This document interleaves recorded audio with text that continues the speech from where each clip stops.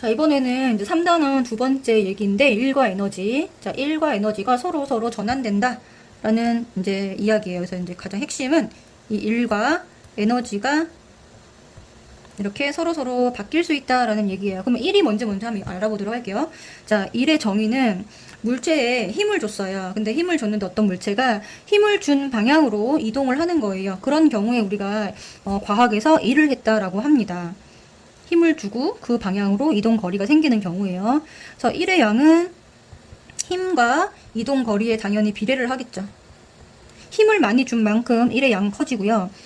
똑같은 힘을 주었을 때 더 많이 움직였을 때 1의 양이 더 크다라고 얘기를 합니다. 자, 1은 워크 W라고 표현을 하고, 자, 힘 우리가 F라고 얘기를 하죠. 그 다음에 이동 거리 우리가 이동 거리를 앞에서 계속 S로 표현을 했습니다. W는 FS. 이거 되게 중요해요. 요거 공식 꼭 알아두세요. 자, 1의 단위는 줄이라는 단위를 쓰고요. 자, 에너지의 단위와 같습니다. 자, 1줄의 의미는 그럼 뭐냐? 물체에다가 1N의 힘을 작용했을 때 1m 이동한 1의 양을 우리가 1줄이라고 얘기를 합니다. 자, 근데 2번 되게 중요해요. 1이 아닌 경우가 있어요. 자, 힘을 이제 여기가 힘 이동거리라고 써주면 첫 번째 경우는 힘이 0인 경우, 힘을 주지 않은 경우 당연히 1이 0일 것이고요. 이동거리가 생기지 않은 경우, 힘을 줬지만 이동거리가 제로인 경우도 1은 0입니다. 그 다음에 힘과 이동거리가 수직 방향으로 움직여도 1은 0이 돼요. 총 세 가지가 있는데, 요거를 꼭 정리를 해주셔야 돼요. 자, 힘이 0인 경우가 있어요. 이거는 이제 등속 직선 운동을 하는 경우가 힘이 0인 경우입니다. 자, 같은 속도로 계속 가고 있다는 것은 힘이 없다라는 뜻이에요. 그래서 스케이트를 탄다던가 아니면 우주 공간에서 어떤 물체를 처음에 준 힘 제외하고 그 이후로 어떤 힘도 가해지지 않은 상태로 계속 등속 직선 운동하는 이런 상태를 뭐라고 한다? 힘이 0인 경우. 자, 이 경우에도 1은 0이다. 1이 없다라고 표현을 합니다. 그다음 두 번째, 이동 거리가 0인 경우 아무리 밀어도 그대로 있는 바위. 그 다음에 가방을 메고 있는데 가만히 서 있는 경우 이동거리가 없죠. 자, 철봉에 나는 매달려서 힘을 주고 있지만 가만히 있기 때문에 이동거리가 없습니다. 이런 경우를 1이 0인 경우라고 해요. 1이 아닌 경우라고 합니다. 그 다음 세 번째 경우는 이 힘과 이동거리가 수직 관계인 경우예요. 이런 식으로 등속 원 운동을 하는 경우. 자, 등속 원 운동을 하는 요 인공위성이나 쥐불놀이 이런 운동을 하면은 힘과 이동거리가 수직이 되잖아요. 그쵸? 자, 힘은 가운데 방향으로 이건 이제 원심력이라고 하는데 요 힘의 방향과 운동 방향이 수직이죠. 그래서 얘는 계속 나는 돌리고 있지만 인공위성은 계속 빙글빙글 돌고 있지만 과학에서 말하면 얘는 일을 하고 있지 않은 거예요. 그 다음에 내가 가방을 들고 수평으로 걸어가는 경우예요. 자, 물체를 들고 가만히 서 있는 경우도 1은 0이고요. 얘를 수평으로 걸어가는 경우도 1은 0입니다. 근데 여기서 이제 착각하면 안 되는 게 물체를 여기까지 들어 올리는 거는 1이죠. 요만큼, 여기에서 요만큼 얘를 들어 올렸다. 그러면은 1이에요. 1을 한 거예요. 근데, 자, 들고 있는 상태로 이제 수평 방향으로 이렇게 옆으로 이동하면 내가 들고 있는 거는 힘을 주고 있는 거지만 이동 방향하고 힘의 방향이 수직이기 때문에, 얘를 이렇게 수평으로 걸어가면은 1이 아닌 거예요. 여기도 W는 0이다. 자, 일단 물체를 메고 또 수평으로 걸어가는 경우도 마찬가지가 되겠죠. 이렇게 해서 이런 경우들, 1이 아닌 경우 이거 되게 중요해요. 꼭 정리를 해주세요. 자, 그 다음에 세 번째, 중력에 대해서 한 일과 중력이 한 일을 이제 구별할 수 있냐. 근데 결국은 값은 똑같아요. 값은 동일합니다. 결과적으로. 값은 동일하지만 두 개가 다른 이야기를 하고 있다는 것을 반드시 알아둬야 돼요. 자, 중력에 대해서 한 일과 중력이 한 일을 우리가 구별을 해야 됩니다. 자, 중력에 대해서 한 일은 어떤 물체가 m이라고 하는 질량을 가지고 있고 이 물체의 무게는 9.8m이에요. 9.8이라고 하는 중력 가속도에다가 질량을 곱한 값이 곧 뭐가 된다? 무게가 되죠. 그래서 우리가 1은 Fs라는 것을 다시 떠올려 보면 여기서 이 F가 곧 뭐가 되냐면 무게가 되고 이 S가 곧 들어올린 높이가 되는 거잖아요. 그쵸? 그래서 중력에 대해서 이 물체의 무게에 대해서 한 일은요. 9.8 곱하기 질량 곱하기 들어올린 높이 해서 9.8mh라고 말할 수 있겠죠. 근데 중력이 한 일은 뭐냐? 중력이 한 일은 어떤 물체가 있는데 이 물체가 떨어지면서 한 일이에요. 떨어진 높이가 h라고 하고 이 물체의 중력 이꼴 뭐라 그랬죠? 아까 무게라고 했잖아요. 그럼 지구가 그러니까 중력이 한 일, 주체가 누구예요? 주체. 중력이 자 지구가 물체에게 일을 했습니다. 자 이거는 뭐예요? 중력에 대해서니까 여기 지금 사람이 있죠. 사람이 물체에게 일을 한 거예요. 주체가 달라요. 그렇죠? 내가 이 물체를 들어 올리는데 한 일은요. 사람이 한 거예요. 사람이 이 물체를 들어 올린 거죠. 자, 이 물체가 떨어지는 경우에는 중력이 이 물체를 떨어지게 한 거예요. 그러니까 지구가 물체를 떨어지게 한 거예요. 그래서 중력의 크기가 이꼴 뭐냐면 이 물체의 무게고요. 떨어진 높이를 곱해준 값이 곧 한 일입니다. 그래서 9.8 mH. 지금 보면 값이 똑같죠. 아까 쌤이 처음에 값은 동일하다라고 얘기를 했는데 사람이 물체한테 한 일이나 지구가 물체를 떨어뜨린 일이나 값은 똑같다. 똑같다. 그쵸? 어떤 경우에 똑같다? 질량과 높이가 같으면 똑같다라는 거예요. 9.8 mH로 결국은 이런 공식화된다라는 거예요. 자, 지금 4번 보시면 계단을 오를 때 한 일. 자, 요거 많이 헷갈려 하시는데 계단을 올라갈 때는 자 올라갔다 요 계단을 밟았다 올라갔다 밟았다 하잖아요. 근데 여기서는 수직 방향으로 일을 하고 수평 방향으로도 일을 합니다. 얘가 여기까지 이동하기까지는요. 얘가 수평 방향으로 이동을 한 거고 여기서 여기까지가 수직 방향으로 일을 한 건데 수평 방향으로 한 일은 0이에요.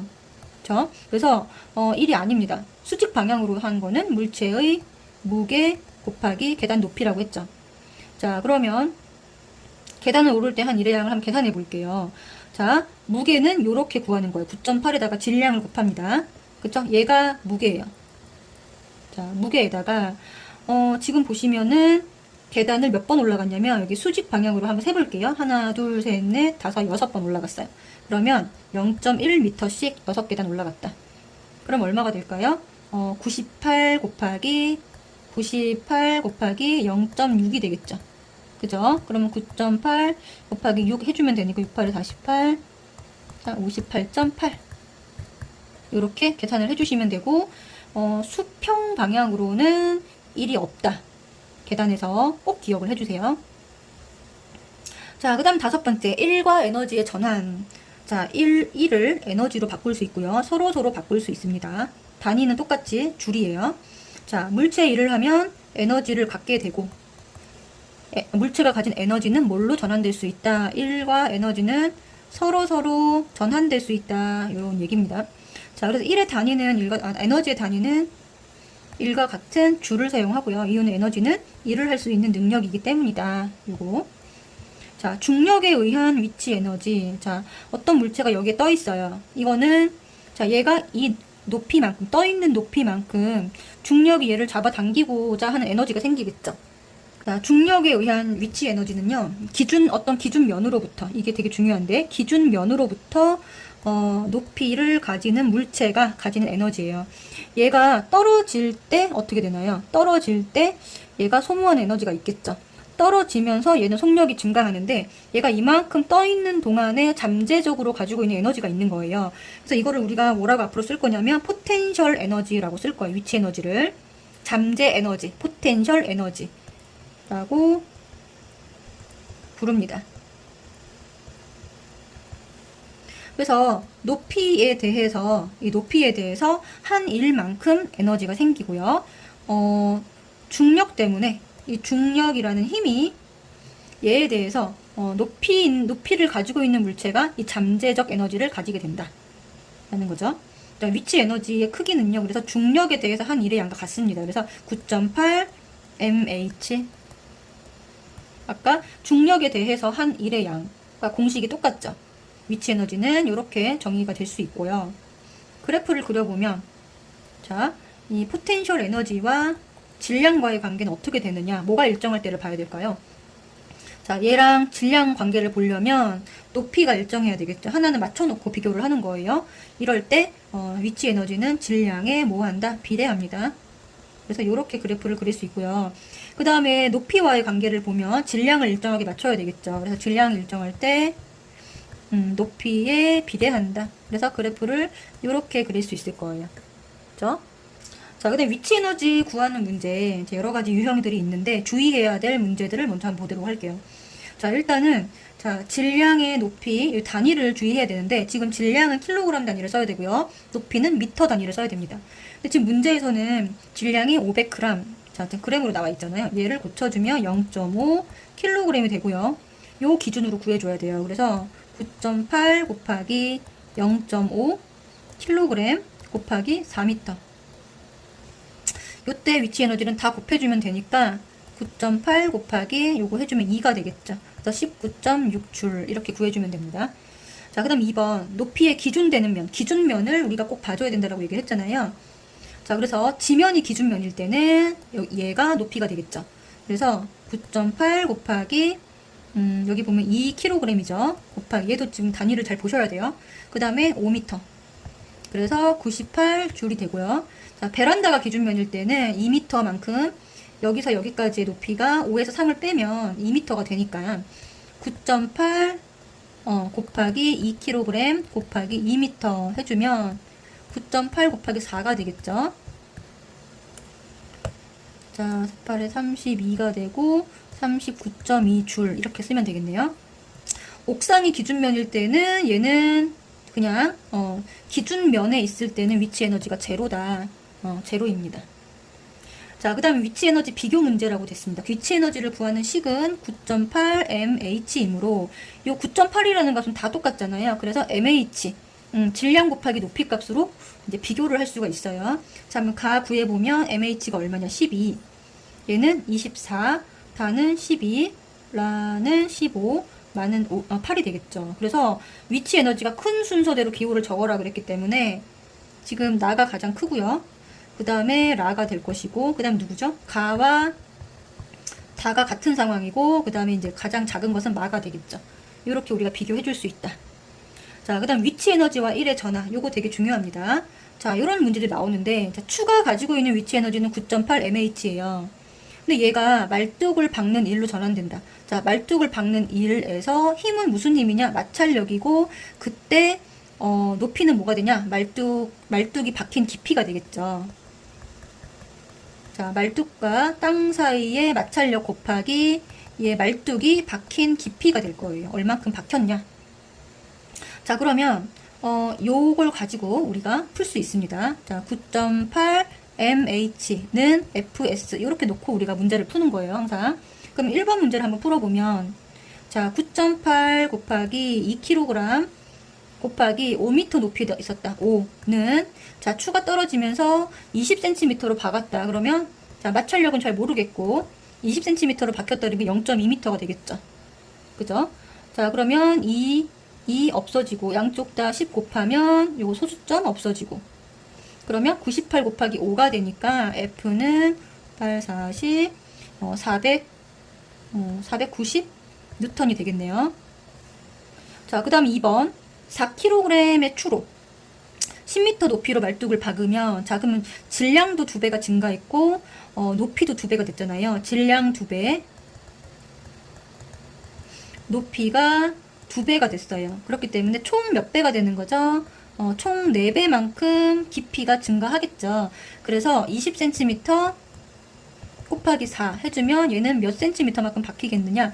네, 답은 80cm만큼 박힌다. 이렇게 정리해 주시면 될 것 같아요. 자, 그 다음에 이제 운동 에너지를 한번 정리해 보면 이것은 이제 질량을 가진 어떤 물체가 일정한 속력으로 운동할 때 가지는 에너지입니다. 질량과 속력이 제곱에 비례합니다. 그래서 얘는 어떻게 쓰느냐? 2분의 1 m 질량 v 제곱 이렇게 써줍니다. 그래서 이 공식은 반드시 왕별표 5개 네, 반드시 외워줘야 돼요. 그래서 우리가 운동 에너지를 키네틱 에너지라고 하고요. 그래서 EK라고 표현을 합니다. 그래서 물체의 어떤 속력 v 제곱이 일정하다. 그러면 뭐죠? 질량에 이제 비례합니다. 이렇게. 자, 키네틱 에너지는 질량에 비례한다. 자, 질량 더 무거운 물체일수록 운동 에너지가 크다는 얘기예요. 그 다음에 질량이 일정할 때는 v 제곱에 비례합니다. 그래서 EK는 v 제곱에 이렇게 쓸 수 있겠죠. 운동 에너지 문제를 한번 풀어볼게요. 그러면 자, A 물체의 질량은 m이고 속력은 2v입니다. 비물체의 질량은 2배인데 속력은 절반이에요. 그때 운동 에너지 A 대 B의 비율을 구하래요. 자, 일단 A의 운동 에너지, A의 키네틱 에너지를 구해 볼게요. 그냥 A라고 쓸게요. A는 얼마냐? A는 mv 제곱이니까 m 곱하기 2v의 전체의 제곱이에요. 그죠? 그러면 2는 4에서 4mv 제곱이 되겠죠. 자, B의 운동 에너지는 2m 곱하기 v 제곱이죠. 그래서 얘는 2mv 제곱이 되겠죠. 다 하면. 자, 그럼 A와 B를 비교해 보면 mv 제곱은 똑같은데 4대 2가 되잖아요. 그래서 운동 에너지 A 대 B의 비율은 얼마가 되냐? 2대 1이다 라고 우리가 정리를 해주면 되겠죠. 자, 그 다음 운동 에너지와 제동거리 이해하기. 자, 제동거리라는 것은, 자, 어떤 자동차가 운전을 하고 있어요. 달리고 있어요. 달리고 있는데, 달리고 있다는 말은 곧 속력을 가지고 있다는 뜻이겠죠. 근데 얘가 브레이크를 밟으면, 어느 순간 완전히 쓰겠죠. 근데 얘를 쓰게 만드는 거는 무슨 힘이에요? 바로 마찰력이죠. 이 마찰력에 대한 일로 전환이 된대요. 뭐가? 얘가 운동할 때 가지고 있던 에너지, 운동 에너지가 이 마찰력에 대한 일로 바뀌면서 멈춘다는 거죠. 근데 이 마찰력이 작용을 해서 완전히 정지할 때까지 이 거리를 뭐라고 얘기를 한다? 네, 이 자동차에서는 제동거리라고 얘기를 합니다. 그래서 이걸 어떻게 바꿀 수 있나요? 2분의 1 mv 제곱은, 자, 마찰력 곱하기 제동거리가 되는 거죠. 그러면 질량이 2배가 되면 제동거리는 2배가 되고, 요 관계가 되게 중요해요. 질량이 2배가 되면 제동거리는 2배가 되고요. 속력이 2배가 되면 v 제곱이기 때문에 제동거리는 몇 배가 된다? 4배가 되더라 라는 거를 꼭 명심해 주세요. 그래서 빗길에서 얘가 속력이 증가를 하잖아요. 그쵸? 속력이 증가를 하게 되면은, 과속으로 달리게 되면은 위험한 이유가, 속력이 2배가 되면요, 제동거리가 4배가 되기 때문이에요. 그죠? 그래서 과속, 속도를 높이는 것이 되게 위험하다라고 우리가 정리를 해주시면 돼요. 자, 그 다음에 운동 에너지가 1로 바뀌는 경우, 1이 운동 에너지가 되는 경우 한번 살펴보도록 할게요. 자, 운동 에너지가 마찰력에 대해 해준 1로 바뀝니다. 얘가 이 나무 도막을 미는 거예요. 미는데 이 나무 도막에 작용한 마찰력은 여기 나와 있지 않잖아요. 근데 우리 구할 수 있어요. 어떻게? 2분의 1 mv 제곱은 fs 이렇게 구하면 되고요. 여기에 이 s는요, 나무 도막이 이동한 거리입니다. 그러면 어떻게 구해주면 되나요? 2분의 1 곱하기 질량이 2kg이고, 그 다음에 v 제곱은, 얘는 속력이 얼마예요? 2잖아요. 그럼 2의 제곱. 얘가 뭘로 바뀐 거다? 마찰력 지금 모르니까 곱해줬고, 곱하기 이동거리 2m예요. 자, 여기서 우리가 약분할 수 있는 거, 양변에 같은 숫자가 있죠. 얘랑 얘를 약분할 수 있죠. 그러면 F는 얼마가 되냐? 4를 2로 나눈 거니까 2N의 힘을 이 2N만큼의 마찰력이 작용해서 얘가 이 나무 도막을 이만큼, 2m만큼 밀었다 라고 할 수가 있겠죠. 자, 그 다음에 수레의 질량을 4kg으로 증가시켰을 때, 자, 아까 뭐라 그랬어요? 수레의 질량을 4kg으로 증가시키면 2K 운동 에너지가 몇 배가 되나요? 2K 질량이 지금 2kg에서 4kg 됐으니까 2K가 2배가 되겠죠. 2K가 2배가 되면은 나무 도막이 이동한 거리는 이동거리도 2배가 됩니다. 그죠? 운동 에너지가 2배가 되면 이동거리도 2배가 돼요. 그러면 2m가 아니라 몇 미터 이동하게 될까요? 4m 이동하게 되겠죠. 자, 그 다음 2kg의 수레가 4m/s의 속력으로 충돌했을 때, 지금 보면 속력이 2배가 됐죠? 자, 속력이 2배가 되면 2K가 4배가 됩니다. 아까 얘기했죠? V제곱이니까요. 2K가 4배가 되면은 이동거리도 4배가 되죠. 그래서 2m 곱하기 4 하면 총 8m 이동했다라고 구해주시면 됩니다.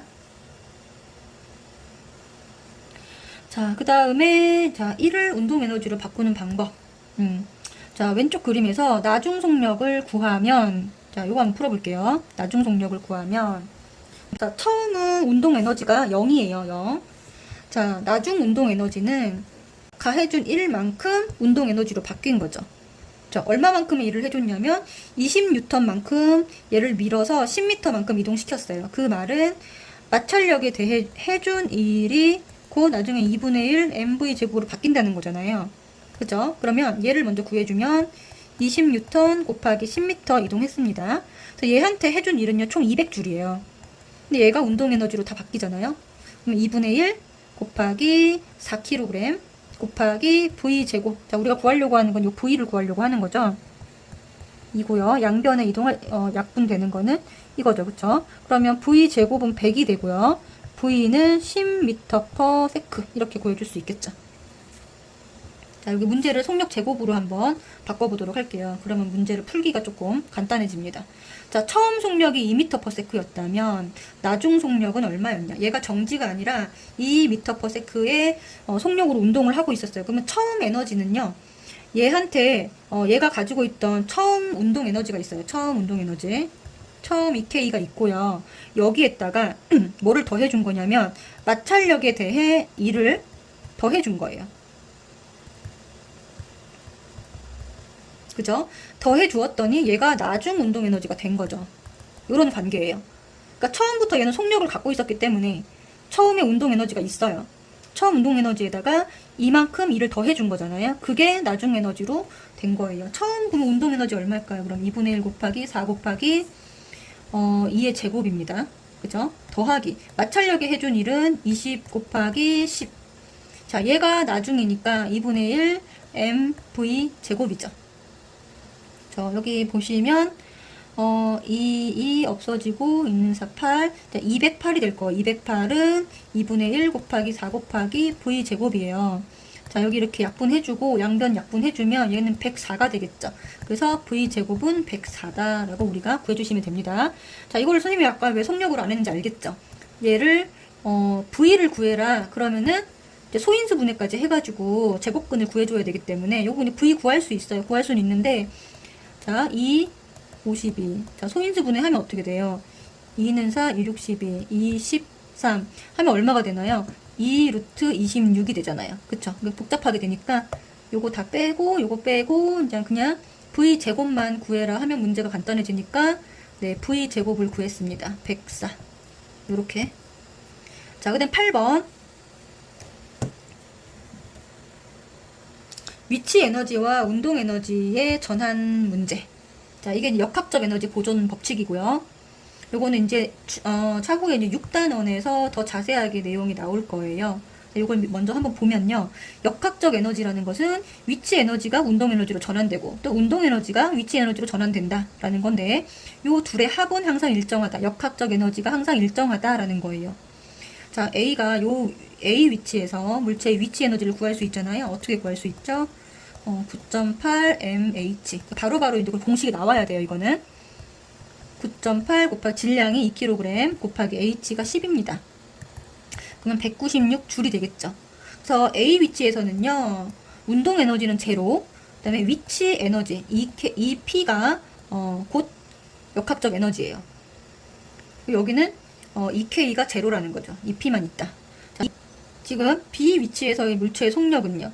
자, A 위치는 EP만 존재하고 B 위치는 뭐만 존재하나요? EK만 존재하죠. 얘가 얘로 다 바뀐 거예요.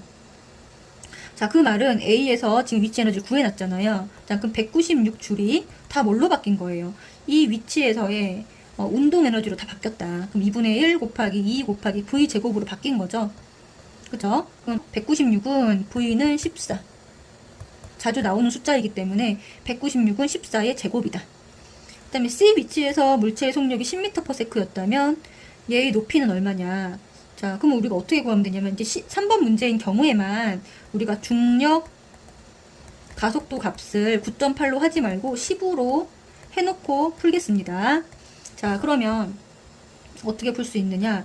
얘가 내려온 위치만큼 요 H라고 써볼게요. 내려온 위치만큼 얘가 이만큼의 속력을 가지게 된 거예요. 그죠? 그럼 이 H를 어떻게 구하면 되냐면 아까 9.8 쓰지 말자 그랬죠? 10m/s 제곱. 그 다음에 질량이 2kg. 그 다음에 높이가 H인데 얘가 요 10m/s 만큼의 속력을 가지게 된 거니까 2분의 1 곱하기 운동 에너지 2 곱하기 10의 제곱으로 바뀐 거죠.